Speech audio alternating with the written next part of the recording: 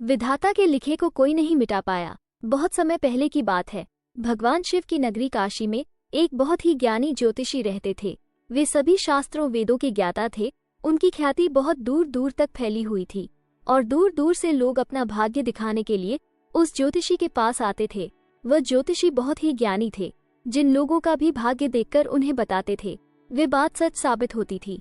दूर से ही उनका भाग्य पढ़कर ये बता देते थे कि उनके भाग्य में क्या लिखा हुआ है। भूत, भविष्य और वर्तमान तीनों कालों का ज्ञान रखते थे। फिर उस ज्योतिषी के घर पर एक सुंदर बालक ने जन्म लिया। ज्योतिषी और उसकी पत्नी उस बालक का अच्छी तरह से पालन पोषण करने लगे।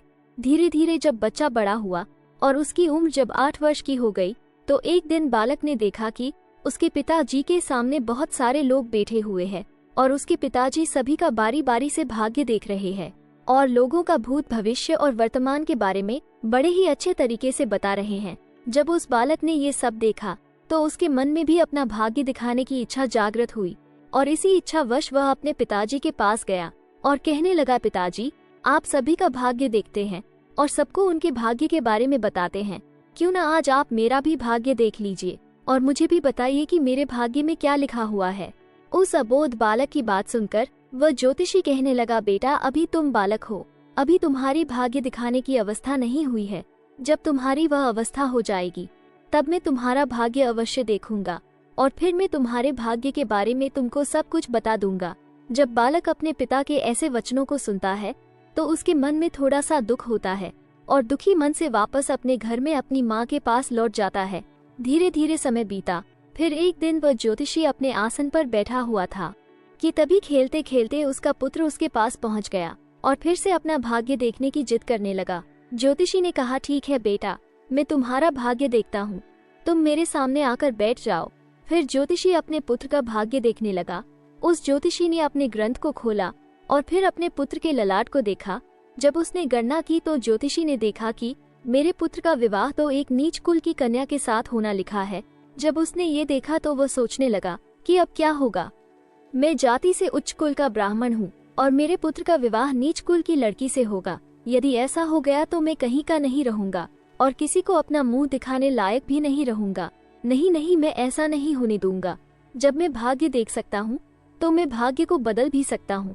जब उस ज्योतिषी ने कुछ और गहराई से उस ग्रंथ को देखा और उसकी गणना की तो उसे पता चला कि उसी गंगा के किनारे कई कोसों दूर एक मछुआरे का परिवार रहता है और उसके परिवार में अब तक 5 पुत्रियों का जन्म हो चुका है और जो मछुआरे की 5वें नंबर की कन्या है, जिसकी उम्र मात्र 7 महीने की है और जिसका नाम उस मछुआरे ने चंद्रमुखी रखा है, मेरे पुत्र का विवाह उस लड़की से होगा, ऐसा मेरे पुत्र के भाग्य में लिखा है।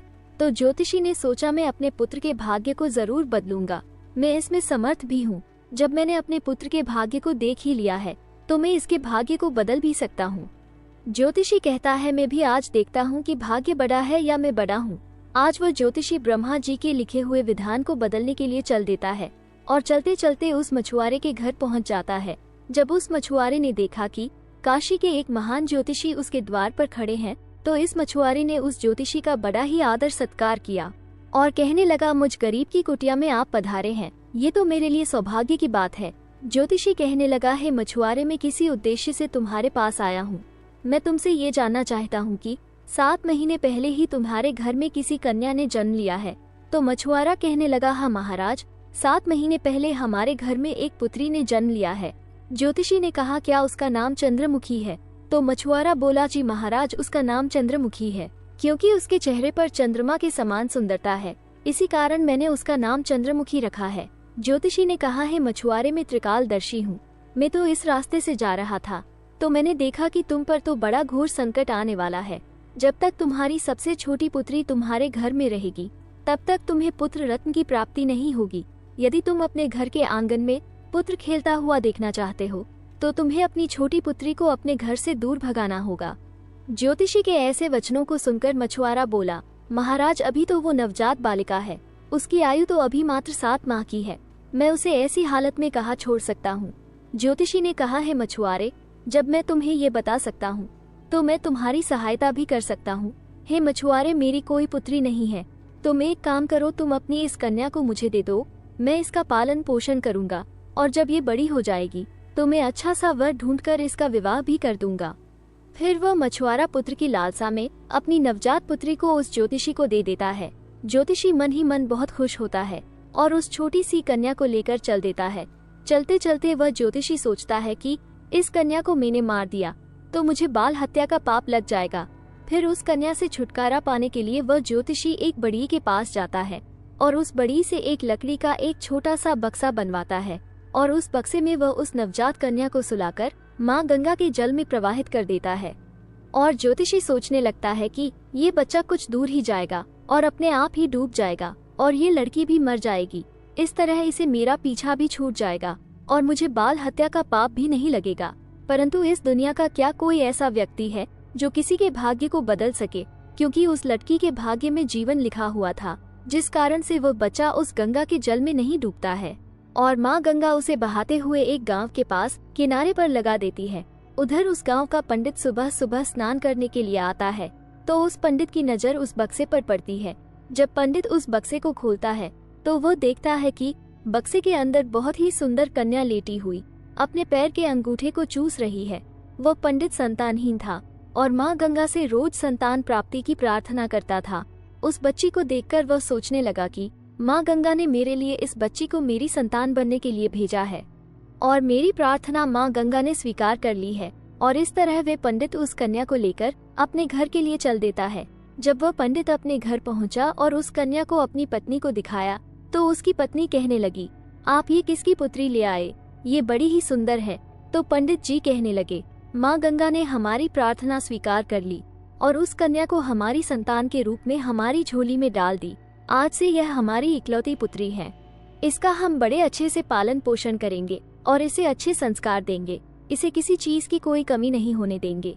इस प्रकार वे पंडित और पंडिताइन उस कन्या का पालन पोषण करने लगे। समय गुजरा और समय के साथ साथ वे कन्या भी बड़ी हुई। जैसे जैसे वह लड़की बड़ी होती गई वैसे वैसे उसकी सुंदरता में चार चांद लगते गए। वह इतनी सुंदर थी जैसे कोई इंद्र की अप्सरा हो। फिर जब वह लड़की थोड़ी और बड़ी हुई तो एक दिन पंडिताई ने अपने पति से कहा, सुनते हो, हमारी बिटिया अब सयानी हो गई है और इसकी विवाह की भी उम्र हो गई है। आप कहीं जाकर वर ढूंढकर हमारी बिटिया की शादी कर दो। पत्नी की यह बात सुनकर वह पंडित अपनी इकलौती पुत्री के लिए वर देखने के लिए चल देता है। जब आसपास में उसके लायक कोई वर नहीं मिलता है तो पंडित जी अपनी पुत्री के लिए वर की तलाश करते करते भगवान शिव की नगरी काशी में पहुंच जाते हैं। वहां जाकर लोगों से पूछते हैं, यहाँ कोई ऐसा ब्राह्मण परिवार है जिसका कोई पुत्र विवाह के योग्य हो तो बताओ। काशी के लोग उस ज्योतिषी के बारे में बताते हैं कि उनका बहुत ही संस्कारी परिवार है और उन ज्योतिषी का एक इकलौता पुत्र है और उसकी उम्र भी विवाह के योग्य है। पंडित जी, आपकी बात उन ज्योतिषी महाराज के पास बन जाए तो आपकी पुत्री बहुत ही सुखी रहेगी। उन लोगों की बात सुनकर पंडित जी उस ज्योतिषी के घर अपनी बिटिया की शादी करने के लिए चल देता है। जब वह ज्योतिषी के घर पहुँचे और ज्योतिषी से मिले और जब पंडित जी ने अपनी पुत्री की सुंदरता के बारे में बताया और ज्योतिषी को अपने आने का मकसद बताया कि मेरी एक पुत्री है और उसका विवाह हम आपके पुत्र के साथ करना चाहते हैं, तो ज्योतिषी भी बड़ा खुश हुआ कि चलो, मेरे पुत्र के जो भाग्य में लिखा था अब वह बदल गया है और एक ब्राह्मण अपनी पुत्री की शादी के लिए मेरे पास आया है। वह ज्योतिषी उस पंडित की बिटिया से अपने पुत्र की शादी करने के लिए तैयार हो जाता है और फिर विवाह का समय निश्चित भी हो जाता है और वह दिन भी आ जाता है जिस दिन पंडित की पुत्री और ज्योतिषी के पुत्र की शादी होनी होती है।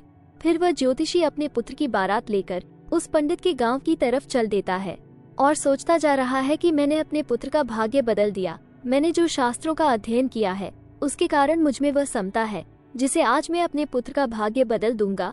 ज्योतिषी को पता नहीं था कि विधाता का लिखा कोई नहीं मिटा सकता। उसे विधाता भी नहीं मिटा सकते। जो लिख दिया वो तो अटल है। जैसा जिसके भाग्य में लिख दिया वैसा तो होकर ही रहता है, चाहे कोई कितना भी जतन कर ले, लेकिन भाग्य का लिखा कोई नहीं मिटा सकता। इस तरह संयोगवश आज वही मछुआरे की कन्या आज पंडित की पुत्री बनकर उस ज्योतिषी के बेटे के साथ विवाह करने के लिए तैयार हो रही है, जिसे उस ज्योतिषी ने पानी में बहा दिया था। फिर उस लड़की का विवाह उस ज्योतिषी के बेटे के साथ हो जाता है और इस तरह वे कन्या ज्योतिषी के घर में आ जाती है। ज्योतिषी का पुत्र सुंदर सी पत्नी पाकर खुश था। पंडित की पुत्री सुंदर सा पति पाकर खुश थी। ज्योतिषी इस बात से खुश थे कि मैंने अपने पुत्र का भाग्य बदल दिया है।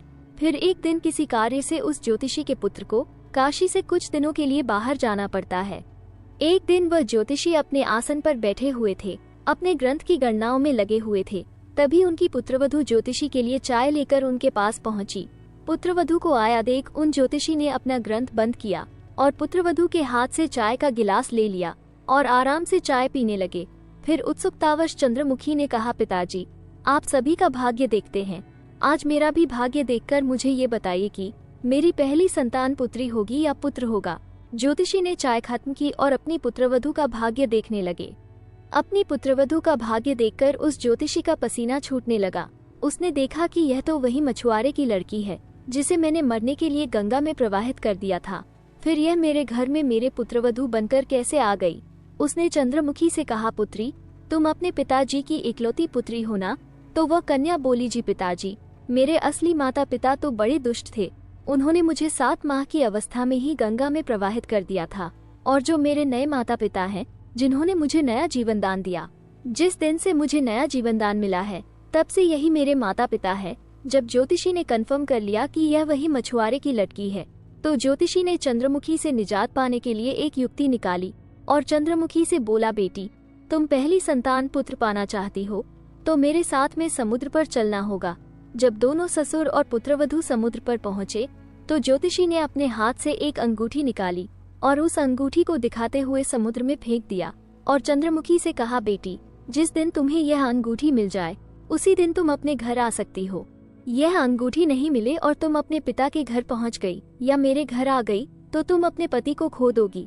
इसलिए जब तक तुम्हें कहीं नहीं जाना है, जब तक यह अंगूठी तुम्हें न मिल जाए, यदि तुम मेरे वचनों को मानोगी तो तुम्हें अवश्य ही पुत्र की प्राप्ति होगी और तुम्हारा भाग्य भी जाग उठेगा। ऐसा कहकर वे ज्योतिषी उस चंद्रमुखी को समुद्र के किनारे पर छोड़कर वापस अपने घर को लौट गया। चंद्रमुखी ने काफी प्रयास किया लेकिन अंगूठी नहीं मिली। जब अंगूठी नहीं मिली तो वह बेचारी एक रास्ते की तरफ चल दी, क्योंकि न तो वह अपने पिता के घर जा सकती थी और न ही अपने पति के घर जा सकती थी। फिर चलते चलते जब वे थोड़ी आगे बढ़ी तो सामने से एक राजपूताना परिवार आता हुआ दिखाई दिया जो अपने गांव की तरफ जा रहा था। जब उस राजपूत परिवार ने उस लड़की को देखा तो कहने लगे, बेटी, इस जंगल में तुम अकेली कैसे घूम रही हो? यहाँ तो बहुत ही हिंसक जानवर रहते हैं। तो वे कन्या बोली, क्या बताऊं, मैं विपत्ति के मारी हूँ और मेरा इस दुनिया में कोई नहीं है। तो वह राजपूत परिवार बोला, बेटी, अगर तुम चाहो तो हमारे साथ चल सकती हो। जब चंद्रमुखी ने ये सुना तो वे सहज ही उनके साथ चलने के लिए तैयार हो गई। इस तरह चंद्रमुखी को उस राजपूत परिवार ने अपने घर खाना बनाने के काम पर रख लिया। जो राजपूत परिवार का मुखिया था वह उस ज्योतिषी का बहुत ही घनिष्ठ मित्र था। और उधर जब ज्योतिषी का लड़का अपने घर आया और उसने अपने पिताजी से चंद्रमुखी के बारे में पूछा तो ज्योतिषी ने झूठ मूठ का बता दिया कि गंगा स्नान करते समय तुम्हारी पत्नी चंद्रमुखी डूबकर मर गई। जब ज्योतिषी के लड़के ने ये सुना तो उसे काफी दुख हुआ। उधर राजपूत परिवार जिस गांव में निवास करता था, उस गांव का एक पंडित अपनी लड़की का रिश्ता लेकर उसी ज्योतिषी के घर पहुंच गया। उस पंडित ने ज्योतिषी से जब अपनी पुत्री के विवाह के लिए प्रस्ताव रखा तो ज्योतिषी ने उस पंडित से कहा, हम अपने पुत्र के साथ तुम्हारी पुत्री का विवाह तो कर लेंगे, लेकिन विवाह से पहले हम तुम्हारी पुत्री को देखेंगे और उसके बाद ही विवाह करेंगे। क्योंकि ज्योतिषी को डर था कि कहीं मछुआरे की वही कन्या फिर से विवाह न कर ले जो उसके लड़के के भाग्य में लिखी है। वो पंडित ज्योतिषी की शर्त मानने के लिए तैयार हो गया और अपने गांव को वापस लौट गया। अब ज्योतिषी अपने पुत्र के लिए लड़की देखने को उस पंडित के गांव की तरफ चल दिए। उधर जो अंगूठी उस ज्योतिषी ने समुद्र में फेंकी थी उसे एक मछली निगल गई। एक दिन किसी मछुआरे ने समुद्र में जाल फेंका तो उसे वही मछली मिली जो अंगूठी निगल गई थी। उस जाल में फंस गई। मछुआरा पकड़ी हुई मछली को बेचने के लिए वहीं पहुंच गया जहां वह राजपूत परिवार रहता था। परिवार के मुखिया को मछली खाना बहुत ही पसंद था, इसलिए उस राजपूत ने उस मछुआरे से मछली को खरीद लिया और उस मछली को ले जाकर चंद्रमुखी से कहा, बेटी, क्या तुम मेरे लिए मछली पक्का दोगी? तो चंद्रमुखी बोली, जी पिताजी, मैं मछली तो नहीं खाती हूँ, लेकिन आपके लिए जरूर बना दूंगी। इस प्रकार वे मछली लेकर रसोई में काटने लगी। जब चंद्रमुखी ने उस मछली को काटा तो उसके पेट में से वही अंगूठी निकलकर जमीन पर गिर पड़ी। जब चंद्रमुखी ने उस अंगूठी को देखा तो वे पहचान गई और अंगूठी पाकर बहुत खुश हुई। उधर वो ज्योतिषी अपने पुत्र को लेकर पंडित के गांव में पहुंचा और अपने बेटे से कहने लगा कि पुत्र, इस गांव में हमारे घनिष्ठ मित्र रहते हैं, पहले हम उनके पास चलते हैं, उसके बाद हम तुम्हारे लिए लड़की देखने पंडित जी के घर जाएंगे। ज्योतिषी के बेटे ने जब अपने पिता के वचनों को सुना तो वह बोला, पिताजी जो आपको अच्छा लगे वैसा ही कीजिए। फिर वे दोनों उस राजपूत के घर पहुंचे। राजपूत ने जब अपने मित्र ज्योतिषी को आते हुए देखा तो वह भी बहुत खुश हुआ और उनका पहले की भांति आदर सत्कार किया। आदर सत्कार करके उन्हें अपने पास में बिठाया और उसने चंद्रमुखी को आवाज दी, बेटी हमारे मित्र आए हैं, जरा उनके लिए पानी का इंतजाम करो। जब चंद्रमुखी पानी लेकर आई तो चंद्रमुखी ने ज्योतिषी को देखा, ज्योतिषी ने चंद्रमुखी को देखा। फिर जब ज्योतिषी के लड़के ने चंद्रमुखी को देखा तो वह कहने लगा, पिताजी आपने मुझसे झूठ क्यों बोला कि चंद्रमुखी मर गई? मेरी पत्नी तो जिंदा है और यह आप जानते हैं, और यह जानते हुए भी आपने मेरा विवाह किसी अन्य लड़की से करने की कैसे सोची? तो वह ज्योतिषी बोला, पुत्र में भटक गया था। मैं विधाता के लिखे भाग्य को बदलने के प्रयास में इतना नीच कर्म कर बैठा कि कुछ पूछो ही मत।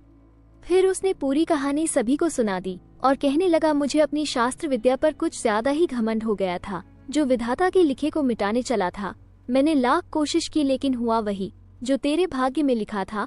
दोस्तों, वीडियो अच्छी लगी हो तो वीडियो लाइक और हमारे चैनल वीकेजी ज्ञान भंडार को सब्सक्राइब जरूर करें। धन्यवाद।